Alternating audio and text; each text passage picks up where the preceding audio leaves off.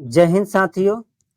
आज आपको क्लास 10वीं का दूसरा चैप्टर समाजवाद और साम्यवाद का जो महत्वपूर्ण ऑब्जेक्टिव क्वेश्चन है वो आपके सामने लाए हैं। और इसके पहले एक वीडियो डाला गया है जो इससे सब्जेक्टिव है। अगर वो नहीं देखे हैं तो वीडियो के डिस्क्रिप्शन में भी उसका लिंक है, जाकर देख लीजिए ताकि आपको सब्जेक्टिव भी क्वेश्चन समझ में आ जाए। अगर आपको सब्जेक्टिव समझ में आ रहा है तो आपको ऑब्जेक्टिव याद करने में बहुत कम समय लगेगा। चलिए शुरू करते हैं। पहला इसका ऑब्जेक्टिव है कि रूस में कृषक दास प्रथा का अंत कब हुआ था। 1861 में रूस कृषक दास प्रथा का अंत हो गया था। दूसरा क्वेश्चन है कि रूस में जार का अर्थ क्या होता है। देखिए, रूस में जार का अर्थ क्या होता है तो रूस का सम्राट यानी वहां का राजा। अगला क्वेश्चन है कि कार्ल मार्क्स का जन्म कहाँ हुआ था तो उनका जन्म जर्मनी में हुआ था। साम्यवादी शासन का पहला प्रयोग कहाँ हुआ था तो रूस में हुआ था। ध्यान रखिएगा, ये सभी क्वेश्चन बहुत इंपॉर्टेंट है, आपको याद कर लेना है और याद कर लीजिएगा तो आपके बोर्ड के एग्जाम में बहुत ज़्यादा काम करेगा। और साथ ही स्कूल में भी टेस्ट हो रहा है तो उस टेस्ट को भी आप अच्छे से दीजिए ताकि आपका रिवीजन हमेशा बना रहे। यूटोपियन समाजवादी कौन नहीं है तो कार्ल मार्क्स यूटोपियन समाजवादी नहीं है। वार एंड पीस किसकी रचना है तो लियो टॉल्स्टॉय की है।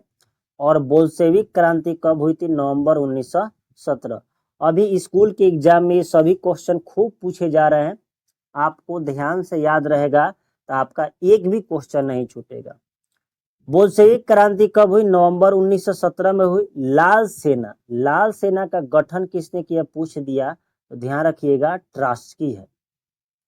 लेनिन की मृत्यु कब हुई थी, 1924 में हुई थी। और लेनिन ही एक ऐसा व्यक्ति था जिन्होंने नई आर्थिक नीति भी लागू किया था रूस के अंदर। तो ये आपको सब्जेक्टिव से भी याद होंगे, ध्यान से याद करिएगा। वेस्ट लियोवस की संधि किन दो देशों के बीच हुई थी। अभी स्कूल के टेस्ट हुआ है जिसमें क्वेश्चन पूछा भी गया था, रूस और जर्मनी। कब हुआ था, 1918 में।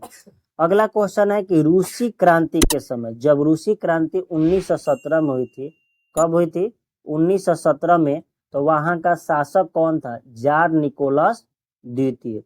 बोल्शेविक क्रांति का नेतृत्व किसने किया अर्थात नेता कौन था तो लेनिन था। और नई आर्थिक नीति जो अभी आपको समझाए कि नई आर्थिक नीति किसने लागू की, अगर पूछे तो लेनिन किया था। और कब किया था तो 1921 में। रॉबर्ट ओमन एक बिजनेसमैन था जिसका कहाँ का निवासी था तो ब्रिटेन का निवासी था। रॉबर्ट ओमन एक क्या था, एक बिजनेसमैन था, व्यापारी था। वैज्ञानिक समाजवाद का जनक, ध्यान से बहुत इंपॉर्टेंट है, वैज्ञानिक समाजवाद का जनक किसको माना गया है तो कार्ल मार्क्स को माना गया। पूंजीपति समाज में आर्थिक दृष्टि से यानी पैसे के मामले में समाज को कितने भाग में बांटेंगे, दो। नॉर्मली आप देखते हैं कि अमीर और गरीब वही बात है, अमीर को पूंजीपति वर्ग और जो मध्यम वर्ग के हैं उनको श्रमिक वर्ग कहा जाता है। ऐतिहासिक दृष्टि से आधुनिक समाजवाद का विभाजन दो चरणों में किया गया। पहला है एक मार्क्स के पहले की समाजवाद और एक मार्क्स के पहले यानी कार्ल मार्क्स के बाद की समाज। अधिकतर यूटोपियन विचारक कहाँ के थे तो फ्रांसीसी थे यानी फ्रांस के रहने वाले थे। सेंट साइमन एक व्यक्ति था जो कहाँ का रहने वाला था, फ्रांस का रहने वाला था। प्रत्येक को उसके क्षमता के अनुसार, प्रत्येक को उसके कार्य के अनुसार वेतन मिलना चाहिए, यह किसने कहा, सेंट साइमन ने। लुई ब्ला फ्रांसीसी कहाँ का चिंतक व्यक्ति था तो यूरोपियन व्यक्ति था। रॉबर्ट ओमेन कहाँ का निवासी था, ब्रिटिश उद्योगपति, जो पहले भी मिला था, हम आपको वहां भी बताए थे। सबसे इंपॉर्टेंट टॉपिक आ गया कार्ल मार्क्स। आपके एग्जाम में ये क्वेश्चन पक्का रहेंगे कार्ल मार्क्स के। तो कार्ल मार्क्स के जीवनी से संबंधित सभी बातें हम आपको एक जगह लिख कर रख दिए। सबसे पहले उनका जन्म कब हुआ, 5 मई 1818 को हुआ था। कहाँ हुआ था, जर्मनी में हुआ था। किस जगह हुआ था तो राइन प्रांत के एक ट्रियर नगर में हुआ था। और किस परिवार में हुआ था, यहूदी परिवार में हुआ था। और उनकी मृत्यु कब हुई थी? 1883 में। एक लाइन में आपको सभी क्वेश्चन दे दिए। उनके पिता का नाम क्या था? हेनरिक मार्क्स थे। विधि की शिक्षा कहाँ प्राप्त किए? वो बोन विश्वविद्यालय। विधि की शिक्षा मतलब कानूनी शिक्षा। 1836 में बर्लिन विश्वविद्यालय में उनका नामांकन हुआ। और मार्क्स हीगेल एक उनके ऐसे विचारक व्यक्ति थे जिससे वो काफी प्रभावित हुए थे। उनके मनों में अच्छे विचार आने शुरू हो गए।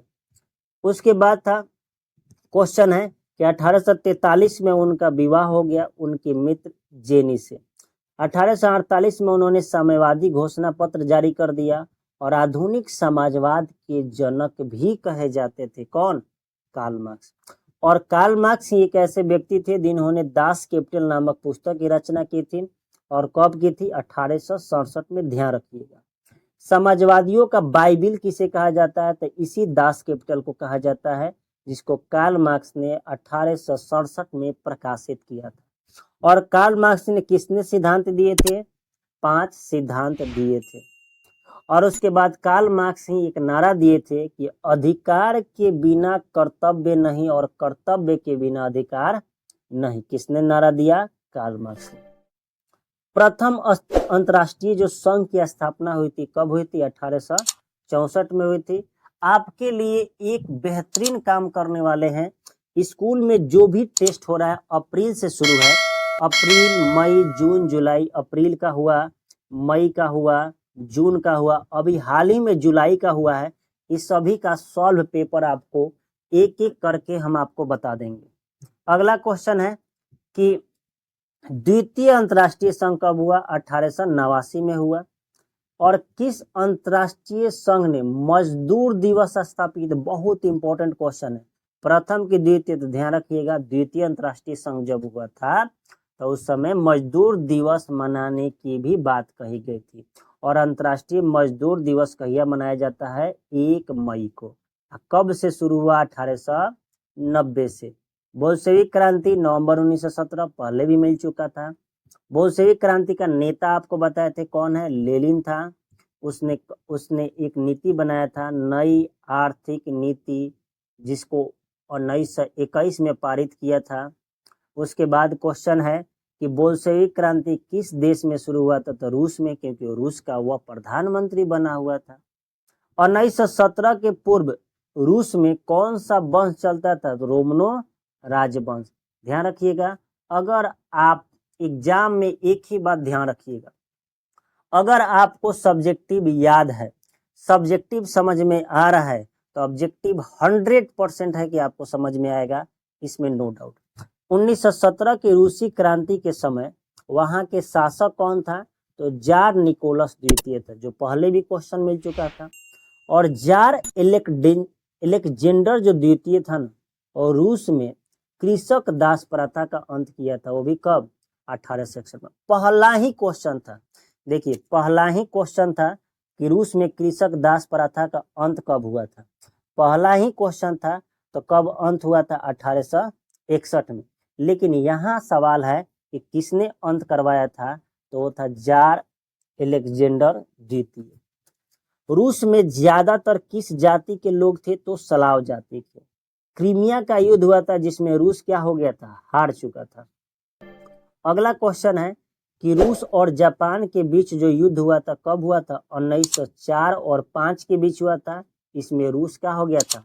हार गया था। यहाँ पर रस लिखा गया, ध्यान रखिएगा, ये रूस है। ठीक, रूस हार चुका था। खूनी रविवार की घटना, ध्यान रखिए, हम आपको बताए थे कि अगर आपको सब्जेक्टिव याद है तो ऑब्जेक्टिव में नो डाउट 9 जनवरी 1905 को हुआ था। 1975 में संयुक्त राष्ट्र संघ 8 मार्च को अंतर्राष्ट्रीय महिला दिवस मनाने का निर्णय किया। और इसी आधार पर हर वर्ष अंतर्राष्ट्रीय महिला दिवस किस दिन मनाया जाता है? तो 8 मार्च को मनाया जाता है। अगला क्वेश्चन है कि बोल्शेविक दल के कार्यकर्ता यानी नेता कौन थे? लेनिन थे। अप्रैल थीसिस के नाम से इनको जाना जाता है। और लेनिन ने 3 नारे दिए थे कि भूमि, शांति और रोटी। ये देश की जनता के लिए कहे थे। अगला क्वेश्चन है कि बोल्शेविक क्रांति को अक्टूबर की भी क्रांति कहा जाता है, जिसका नेता लेनिन था। ट्रास्की के नेतृत्व में एक विशाल सेना लाल सेना का गठित भी हुआ था और ट्रास्की के आंतरिक विद्रोह को दबाने के लिए चेका एक नामक बना। ये ऑब्जेक्टिव क्वेश्चन पूछा गया है कि चेका क्या था, तो एक गुप्त पुलिस संगठन था। ध्यान रखिएगा, ये मेन ऑब्जेक्टिव है, आपके एग्जाम के लिए सेट किया गया। 1918 में विश्व का पहला समाजवादी शासन स्थापित करने वाला देश कौन बन गया? रूस, जिसने नया संविधान बनाया था। बोल्शेविक क्रांति का दूसरा नाम क्या था? साम्यवादी दल। नई आर्थिक नीति कब प्रकाशित हुई थी? 1921 में। पूछ देगा कि नई आर्थिक नीति किसने लागू किया था, तो ध्यान रखिएगा, लेनिन ने लागू किया था। सोवियत संघ का विघटन कब हुआ? दिसंबर 1991। अभी लिख लीजिए, जुलाई में, अभी जुलाई, मात्र 3 दिन पहले स्कूल में टेस्ट हुआ है जिसमें क्वेश्चन पूछा गया है कि सोवियत संघ का विघटन कब हुआ? 1991। वो भी पेपर जल्द सॉल्व करके लाने वाले हैं आप सभी के लिए। हमेशा आपको नए कंटेंट मिलेगा।